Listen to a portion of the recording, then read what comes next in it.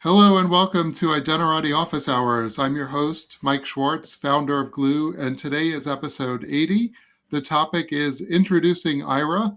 I'm sorry for the delayed response. We overcame some technical difficulties. Hopefully it's all good now.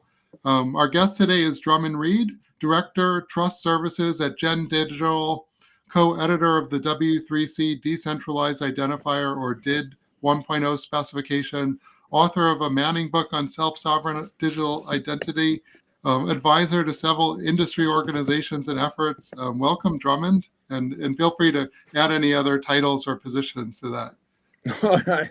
I think that's enough, Mike. I used to say, I've worked in this industry for a decade, and then it was 2 decades, and then it was 3 decades, and I've stopped counting. Yeah, it's been doing this for a long time. A lot of accomplishments to note. Why don't we start there? Why don't you just tell us a little bit about your background and how you got there, where you are today? Sure. So this whole space, I love the fact this is your podcast number 80 or live stream number 80, and the next Internet Identity Workshop at which you and I have seen each other many times, Mike, is number 40. So it's the 20th anniversary of IAW, and I have been to every one of them. So that's wow. 20 years, and that started basically about 10 years after I started getting into this whole field. I didn't realize, it was I never would have used the term identity at all. It was distributed data sharing that I got really interested in. And then it turned out the hard problem to solve was identity and trust. And so that just, goes all the way back to Liberty Alliance and Microsoft. When the early efforts to solve this stuff came on, I got involved with both Liberty Alliance and then Microsoft Information Cards, and became executive director of the Information Card Foundation with Kim Cameron for a while, and then went back and said, hey, information cards, that's going to be the thing. And so I started another startup called Respect Network. You probably remember that one. And that was pushing uphill. But then this idea of blockchain identity came along, and that was the start of SSI, self-sovereign identity, and Respect Network merged with Evernym, and that's, we just went plowing on. That's where this book came out of that. The pandemic came along to help us out. There's 54 authors in there. I think you're one of them someplace in there, Michael. I don't think so, but well, there's just anyway. I influenced 1 or 2 lines at least, I'm sure, along the way. I'm quite certain. Yeah, and then let's see, end of 2020. It's been almost 4 years since then Evernym was acquired by Avast, the European cybersecurity antivirus company. And 9 months later, it merged with NortonLifeLock to form Gen. And so I'm in the Digital Trust Services division at Gen, and working on projects there for growing our whole space. And the latest one is now known as Ayra. So that'll be fun to talk about today. That's exactly where I was going to pivot. I was reading the white paper, and the white paper describes Ayra as a trust network of trust networks. It reminds me a little bit about metadata. So what does that mean exactly? Well, so that white paper, I think you could be referring to any of the 4 of them, but the one that I think goes the deepest, and there's one called Intro to Ayra. I recommend that for any really short, just gives you the big picture overview. Then that's the one I have on the homework, actually. That's the one I was talking about. Got it. That has links to the other 3. And the one that goes deepest to answering your question, Mike, is the second one. I count them that way. It's called the Ecosystem of Ecosystems Model for Decentralized Digital Trust Infrastructure. And yeah, trust network, ecosystem, you can put it either way. But it's really not that hard to explain. But in that second paper, we have this table, and it says, here's the 4 things that a software agent needs to do to verify a digital credential presented to it by anyone with a digital wallet. And the relying party, or in SSI called the verifier, if it gets this proof of a credential, it's got to first it's got to verify the public key of the issuer. It's like, oh, okay, that issuer has a DID. I got to go resolve it and get the public key I'm going to use to verify the signature. And then the second thing it needs to do is say, all right, is that issuer in a governance framework and from an ecosystem that I recognize? Otherwise, I don't even know how I'm going to ask questions about it, right? And if it is, the issuer needs to know, okay, is that issuer authorized to issue this kind of credential in that under that governance framework, right? Are they from a country and it's a health credential? Are they from a university? It's an educational credential, whatever it is, right? Whatever ecosystem is involved. And to do that, especially at scale, we need trust registries, and we need a standard trust registry protocol, and we need a network of those trust registries exactly the same way that we talk to the DNS network to resolve a name and get an IP address back today. The protocol needs to be very lightweight, very, very efficient, and it needs to be able to navigate that network and find the right trust registry, get the right query very quickly. So, and we call it, we take pains in that paper to make sure it's clear that DNS is hierarchical. It can be very, very efficient that way, and you just navigate down. So if you have to go to the top of some domain you haven't, your browser hasn't looked at recently, it asks up there, but then it works its way down the chain, and there you go. Trust is not hierarchical. It can be. You can have, a national trust registry that delegates to, regional or state trust registries that delegate down, but many trust relationships are not hierarchical. So that's why we said, well, you really have to make it a network of networks and make it efficient to say, I'm not sure what ecosystem to ask as a query, and then it's able to route you to the trust registry for that ecosystem, and they can answer the query.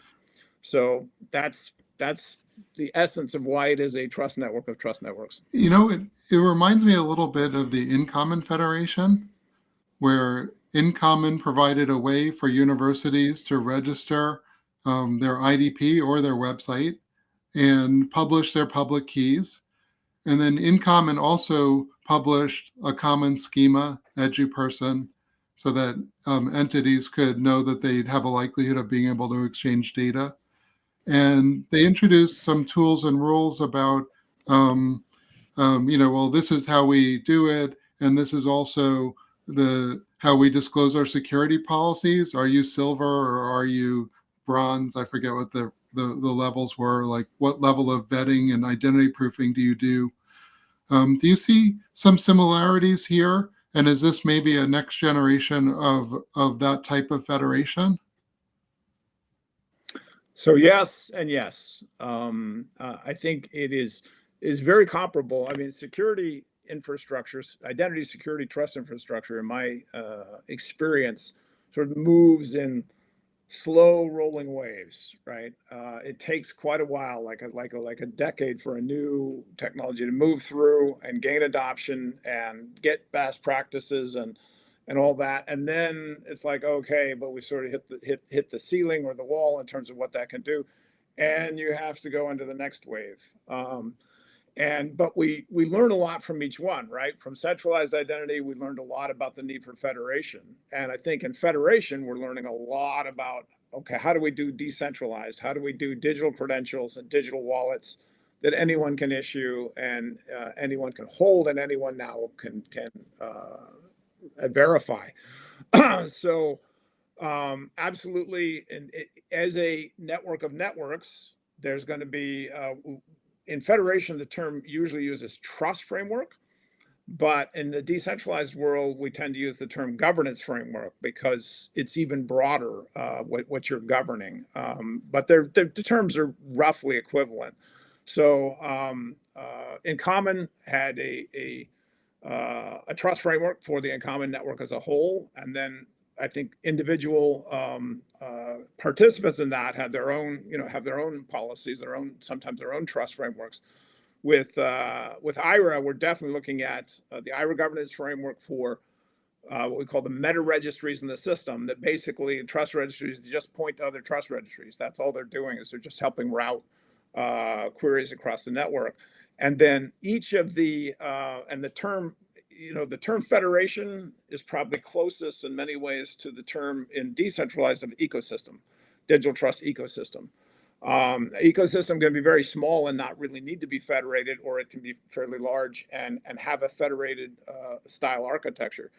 But the ecosystem will, our premise is any ecosystem participating in the Ayra Trust Network will have its own governance framework, its own governing body of some kind, and its own trust registry. So we are really a network of trust registries, and they're the ones that authorize issuers or verifiers within their ecosystem. Is the services and interfaces for trust registries actually standardized? Or it would seem like there aren't that many trust registries out there. So is your goal to say, we know that there are these trust registries out there, and we're trying to figure out a way that they can connect to each other so that they can trust each other's credentials? 100%. That's exactly what we're basically, as decentralized starts again to, if you think about the the power law, adoption law, we're still pretty far down on the curve. It's still fairly flat, but we have projects like the European Digital Identity Wallet project that's going to, by the end of next year, put digital wallets online with foundational identity credentials for all EU citizens that want them, right? You don't have to have one, but that's the legislation there. Bhutan, one of the first webinars we did last fall was with Bhutan. The whole country is now using an SSI-based framework. Interesting enough, started from this book. That's what helped get them going in that direction. And they're saying, well, how do our credentials that we issue here in Bhutan, and they're up to like 20 different credentials besides the foundational identity credential, that allow Bhutan citizens to interact digitally with the government.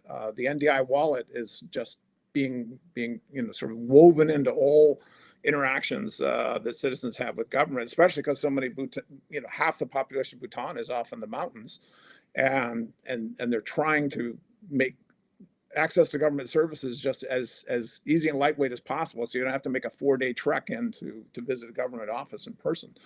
So, but they want those credentials to be accepted outside of Bhutan when someone travels or goes for work. So they were one of the first ones to say, well, of course we need this.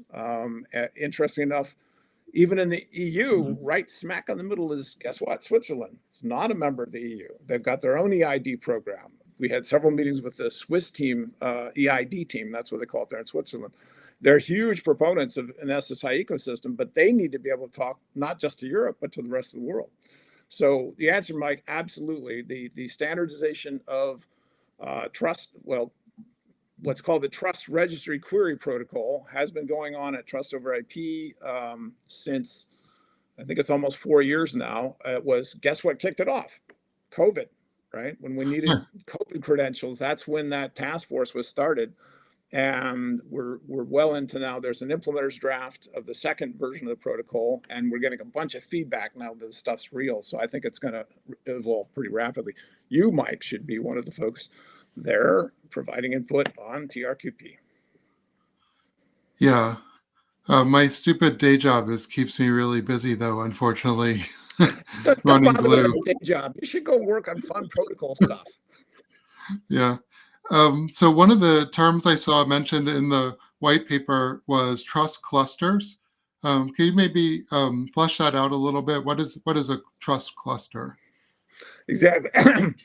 So it's a term we had to develop in working on Ayra, and just I'm going to back up a little bit to the history of how it came about. So companies like my own, Gen, and our digital trust services division that's working with wallet vendors and issuers and verifiers, but generally for the creation or the spinning up of a digital trust ecosystem. We started all recognize one of our partners is Accenture, that is also has thousands of companies where they're all recognizing, hey, we need to, we're going to get on board this train of digital wallets, digital credentials. How do we do it? And how are we going to interconnect? So we began talking about the need for this network of trust registries, and how, and sort of the impact that would have on the types of credentials that start to get issued. And that went back almost 2 years. Well, last year we said, okay, let's get serious. How are we going to put this together? And we got an inception meeting together in March of last year. Jen hosted it in Mountain View. And I think we had 12 companies come there to talk about their ecosystems and how they could benefit from a common network. And that there was so much alignment that we said, okay, let's get a business plan together. Let's see who's willing to, pony in with either some dollars to get an initial team working together to form this nonprofit, or in-kind resources. I'm an in-kind resource that Jen has put towards this project.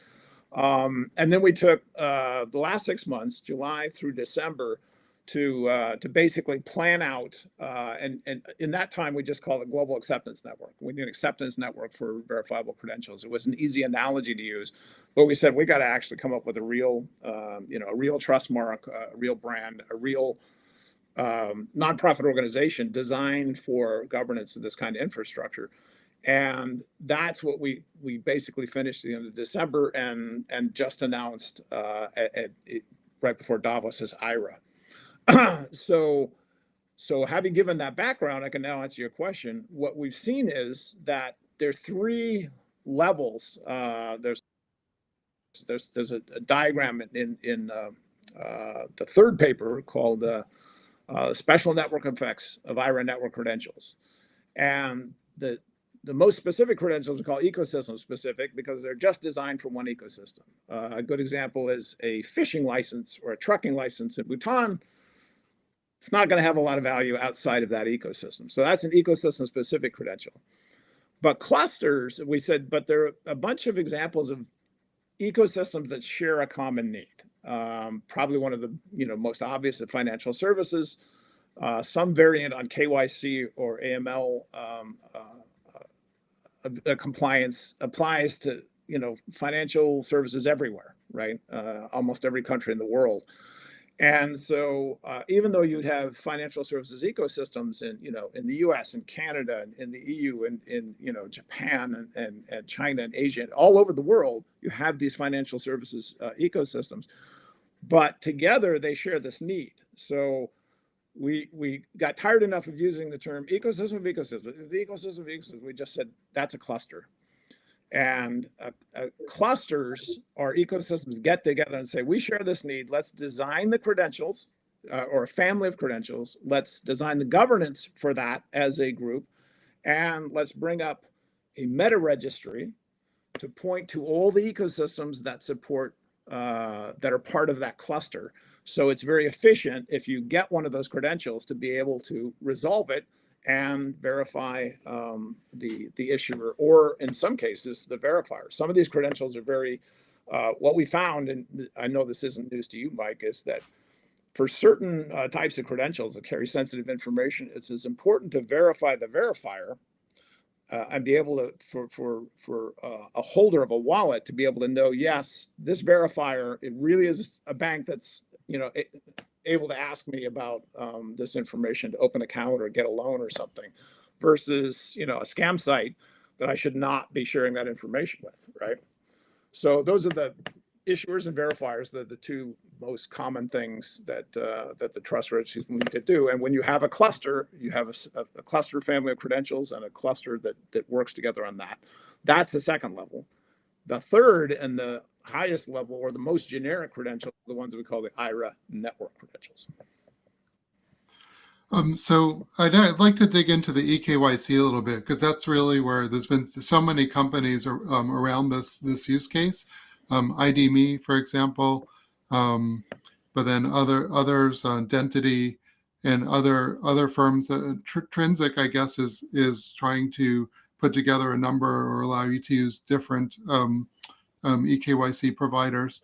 So before Ayra, you might have an eKYC credential through, let's say, ID.me, how would something like Ayra help you use that credential at more places? So, two ways. The first one is that the credential itself, the design of the credential, the type type identifier that a verifier can literally put into a credential request to say, do you hold or have a credential of this type, right? The first part is when a cluster forms, they agree on the credentials in a credential family and the type identifiers for those. Hmm. So now you've simplified the job for both sides of the market. Issuers know what they need to issue, and verifiers know what they need to ask for, right? So now you've just simplified the process, very much like, those of us who are old enough, Mike, remember what it was like when your ATM card did not work in any ATM, right? It only worked in the ones that supported your network. So you ended up carrying around this little bundle of ATM cards. And that's what we're anticipating, trying to say, hey, we learned this with credit cards. We learned this with ATM cards. Let's not repeat this with digital credentials, of which there will be many more. When there's a common need for a credential, let's get together, define it, decide how it's governed. And then, so that's the issuance part of the problem. Now, the verification part of the problem is what I just explained earlier, which is, okay, now the verifier has been presented with one of those credentials. How does it verify? Okay, the issuer is actually a member of an ecosystem authorized to issue that credential. I know it's a real bank. I know it's a real school. I know it's a real, travel agency or airline or whatever it is. But that level of the problem we have of authenticity everywhere. that vetting actually happens not at Ayra, but at the underlying federation based upon their rules for how they vet an issuer, right? Absolutely, and it in many cases what we're seeing is it really sort of cascades down two levels. So the Ayra level will connect you to the meta registry for a cluster. Let's say it's a financial services cluster, and then it will turn around and say, "Oh, you're asking for a Swiss issued eKYC credential." Versus, oh no, you're asking for one issued in Hong Kong or wherever, right? And then that ecosystem is where you actually have a trust registry managing, okay, who's issuing, who's verifying in that ecosystem. And the nice thing about that, Mike, is it trees out and is as scalable as DNS, but it's also whether you want to call it federated or decentralized. You can have trust registries of any size for any ecosystem of any kind, right? It's very much just like you got DNS servers out there for Google that are processing, who knows, billions of requests a day, and you got the your DNS server that you run in your garage for your hobby site. They all work, they all speak the same protocol, but you accommodate the whole set, and that's what we're after here with Ayra Trust Network. I had a guest previously who is an expert in UX, and he has this theory called the three wallet problem, which is like the end user downloads the first wallet and they're excited. The second wallet, they're like, oh no, I got to download another wallet. But by the time they download the third wallet, they're like, oh, this doesn't make any sense. Do you think a network like this perhaps addresses like this question, which we always get stuck on, which is this technology seems to be tied to verifiable credentials. And does it help reduce or get more reusability out of the wallets to get over that challenge? 1,000%. I'll go as far as saying that one of the reasons I've been, working so passionately on this project is that, I've been steeped in SSI or decentralized identity since it started. And at the outset, it was like, oh, we're going to design a set of protocols and we're going to all sort of be working together. And then as it started to catch, just, boom, it was like, in the For some reason, that made me think of, I live in Seattle, and the Seafarer, the Blue Angels show that happens every year. And, they fly in perfect formation. And then there's this one maneuver they do where all of a sudden they just, right. And they all go off in different directions. You're like, which one do I watch? Right. Well, this is what's happened to interoperability in the space. You know this, we live this every single day. I started to think about it and go, what is actually going to solve that problem? And it wasn't that anyone, there's some fantastic technologies out here, right? It's like, you can't point to any one of, I talk about the 5 major credential formats or the five candidates. They're all seriously good. There's not like huge technical flaws with any of them. So it wasn't like technology was going to solve the problem. It felt like, what's going to do it is market forces that say we need credentials that can work every place. So that became one of the forces to say, well, in that case, we need to introduce credentials that have the potential to work or really develop strong network effects. And that's why that paper is called The Special Network Effects of Ayra Network Credentials. Credentials we're designing or just starting on the process of designing for the whole network. And that's what that third paper is about.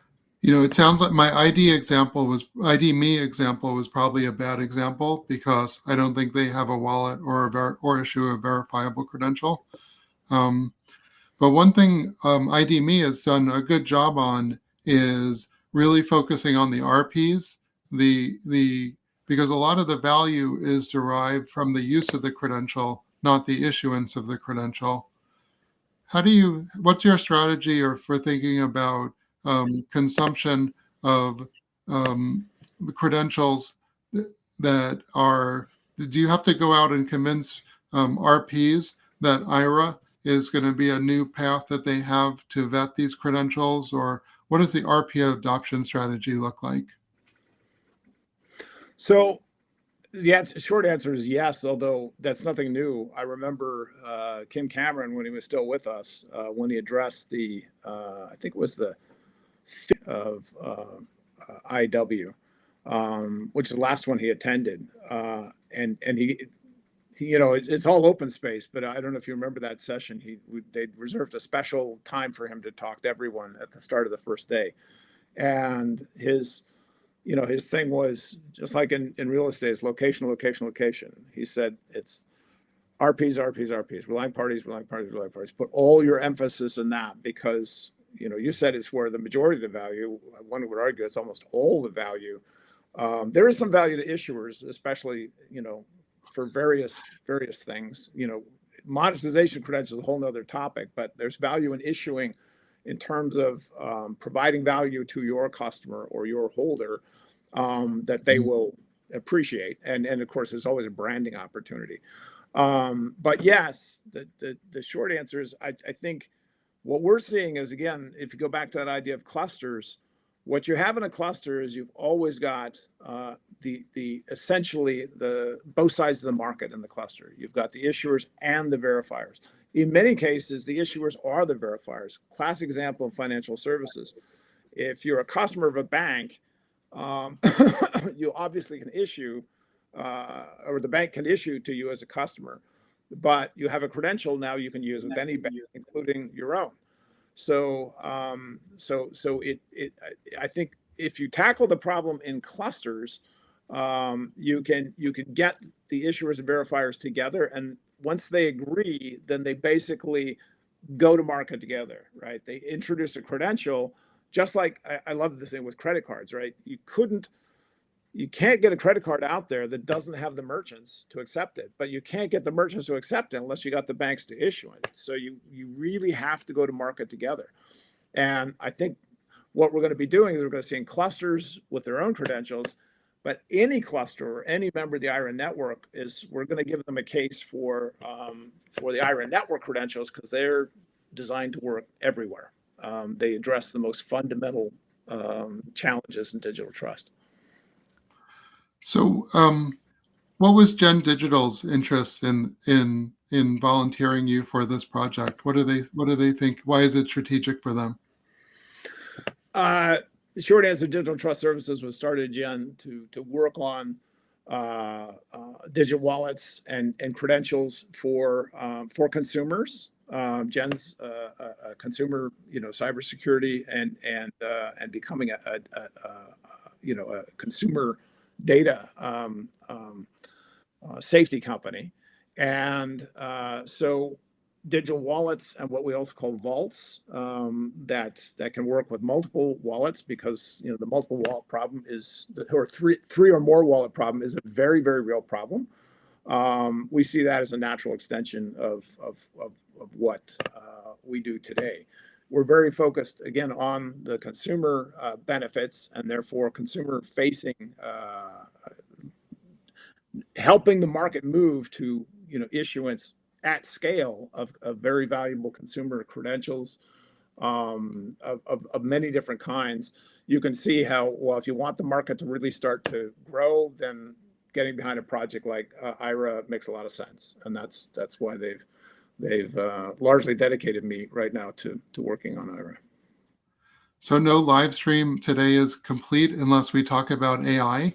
But AI really raises some new challenges for the identity industry, because we have agents potentially acting on behalf of a person, and the agent. So maybe I'll just let you talk about that a little bit. I saw mention of AI as one of the challenges in that introducing Ayra white paper. What are some of the challenges, and how does Ayra help? So indeed, an AI agent cluster is one of the 6 that we talk. In fact, I can tick them off really quickly. So financial services, obviously workforce credentials, supply chain and sustainability. These are all sort of active things that ecosystems are already forming around. We added AI agents because of the implications I'm about to talk about. The other 2, by the way, are Ayra network credential projects. One is on org ID, and one is on what's known as a personhood credential, proof of personhood, and we're calling that the first person credential. Credit to Doc Searles, the leader of the VRM, vendor relationship management movement, for about 15 years. He 10 years ago wrote a blog post on, hey, we need first person technologies that act on behalf of an individual, and that's what personhood credentials, exactly what they do is they let you prove you're a real person online. And now I can actually go straight into the ad. So the interest, I mean, as you know, Mike, with AI, there's the carrot and the stick when it comes to digital trust. The stick is that AI has made all kinds of new scams and deep fakes. Right, it's like just accelerating that whole industry. I think there's one stat in that paper about 1,000-fold increase in certain types of phishing emails because they're so easy for AI to crank out. So there are companies like Adobe and the content. It's called the Content Authenticity Initiative. That in the media industry, they're looking at existential risk that media can just get drowned out, the real media, by AI generated content, and you can't tell if it's fake or not. So that's the risk. The carrot is, if we actually want to get into AI agents, talking to AI agents, and this is a major part of what VRMs are about today. If you want to have a personal AI agent acting on your behalf, that's able to talk to a business agent and get real things done for you, well, guess what? You got to trust your own agent is going to work on your behalf, and you got to trust that you have a trusted channel with that business agent, and that the information that you're sharing is not going to be abused by either agent. These are intelligent agents out there acting on your behalf. So the trust stakes have gone way up. And this is where companies working in that space are like, I mean, OpenAI, for example, started the WorldCoin project in order to have, in their case, that was a biometric-based proof of personhood. So people could really prove they're real, so you can differentiate with AI agent. They then turned around, and folks at OpenAI also were lead authors of a paper that came out last August. It's really easy to find. Just Google or use your favorite search engine and put in personhood credentials. 2 words, personhood credentials, and you will get that paper. I'll add it Very widely to the cited. notes for the episode, actually. Yeah, definitely do that. It's also linked in the Ayra white papers, Okay. in that third paper. Yeah, exactly. It's in there. But again, OpenAI said, hey, there's a whole nother way to do it, which is credential based, right? And that's what we're doing with first person credentials at Ayra. But the idea is once you can actually prove you're a real human, that's a real business. And that's what we call the first person project on your side, org ID project on that side, which is one of our members is Glyph, that, that's their whole business is verifiable organizational credentials. Now you can set up trusted channels for communicating between those agents that can really be verified on both sides. You can have a lot more confidence that your AI agent and that AI agent are, responsible, accountable, doing the right thing, and by the way, have private communication. So does that help answer that question? Yeah. So what are some of the challenges that you see for Ayra going forward? This is a new effort. You have to get the word out and do outreach. But what are some of the things that you think are going to be hard to accomplish in the next couple of months or years? So Daryl O'Donnell, executive director, is in Davos right now, and as we prepared the messaging for that, and as we've been spending this time with the I think 27 member companies and organizations that became part of the founding group, one thing resonates, which is the problem is not technology, right? We still need to mature what we like the TRQP protocol is. It needs to be really boiled down, baked down. And probably talk on these live streams all the time about the credential formats and algorithms and the protocols. But give us way too much credit here. In any case, we're far enough along there. The primary challenges are business and governance, and on the business side, it is finding the alignment. Same problem that the credit card industry had to solve, and took them, at least a decade and a half to get through. How do they align the interests of the issuers and the verifiers, the banks and the merchants, to get credit cards into wide use? The result, of course, is an economic. It's a sea change in the economy, and what we're talking about and driving towards is a sea change in the digital economy. But it requires that business alignment, which then produces the governance alignment, which then the technology can take care of. So the number one thing we're focused on right now is the formation of the first clusters. We're going to be just get ready over the next 2-3 months as we head into the spring conference season, just one after another.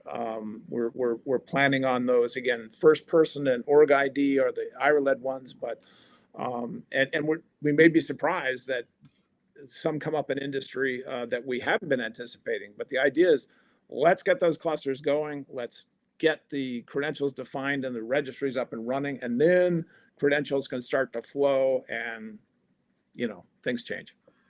I think let's go to last thoughts. That's a lot of information we covered in one episode. What do you want people to take away from this conversation? I'm really hoping that folks, they're listening to this, realize, oh wow, this sea change is coming. And so the first thing they do is get in touch, Ayra.forum, get in touch with us about the cluster you want to see happen. And you can even focus on what's a credential you want to see happen. And then the expectation I want to put out there is, just like the European Digital Identity Wallets are saying, hey, by the end of next year, we want every EU citizen to have a foundational credential in their wallet. Well, by the end of next year or before that, Ayra wants to see an Ayra network credential in every wallet, right? Not just the EU wallets, right? In every wallet out there. And that's, Michael, goes back to your point about how are the wallets going to get on the same page? Well, you give them a credential that they there's going to be a lot of demand in the market for, right? Whether it's a first person credential or org ID or the eKYC or, travel passport credentials, that's what's really going to start to move the market. And I'm really looking forward to that, because I think after 33 years or 20 years of IAW, that we're finally going to get to the tipping point in the next 2 years. Okay, well that's super exciting. Every episode has a wiki page, so I'm going to list the white papers. I'll actually put all three of them. The first one's already up there. Come to IAW and talk to Drummond, coming up this May. And yeah, so before we announce the next episode, I just want to remind people, subscribe to Identity Office Hours on LinkedIn. Just hit that follow. And yeah, to Drummond, thank you so much for sharing on short notice, coming in on like a day's notice and filling in for Nat. So thank you so much, Drummond. It was great having you. Yeah, please give my best on that. And on IAW, Mike, give everyone advance warning. This being the 20th anniversary, register early, because it's going to fill up. I guarantee you. And there's only so many folks that's a hard limit of the number of folks that can come to the Computer History Museum. So right. We'll plan to see you there, if not before. Good advice. I believe I'm already registered, but I will go check again right now. Okay, thanks, Drummond. Excellent. Thanks, audience, and we'll see you next Thursday for a talk on something pretty geeky: OAuth status lists and attestation-based client authentication. One of the geekiest topics, but we'll see you on Thursday. Thanks, everyone.